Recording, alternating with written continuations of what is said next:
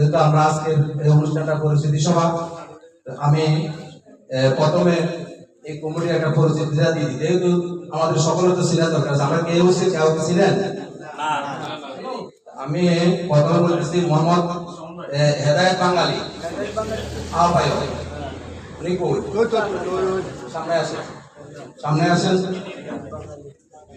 তারপরে সিনিয়র যুগ্ম আহ্বায়ক কামাল উদ্দিন, মোহাম্মদ কামাল উদ্দিন সামনে আসেন।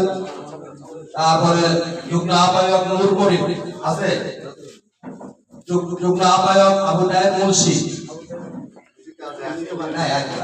আমি পাঁচজন পরিচয় করে দিই। তারপর হচ্ছে আকবর হোসেন সফল সদস্য সচিব,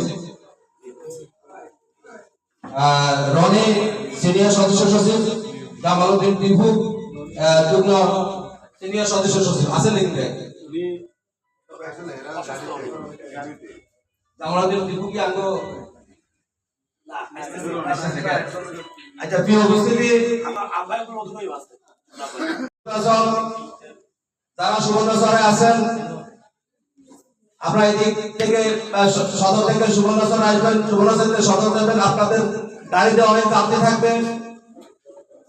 আপনারা যে আগামী 12 তারিখ ফেব্রুয়ারি 12 তারিখ যে নির্বাচনের প্রচারণা আপনাদের মাধ্যমে, যেহেতু আপনারা যদি 10 বার আপ-ডাউন করেন সদর সুবর্ণচরে 5-10-50 জন যাত্রী আপনার গাড়িতে উঠবে, এই 50 জন যদি আপনারা বলেন আমার দাবি শিশুর পক্ষে কাজ করেন, আমি মনে করি আমরা মাঠে ঘাটে অনেকে বাড়িতে যাওয়া লাগবে না। আপনাদের মাধ্যমে আমাদের এই সুবর্ণচরের দাবি শিশুর পক্ষে প্রচারণা চালু হবে।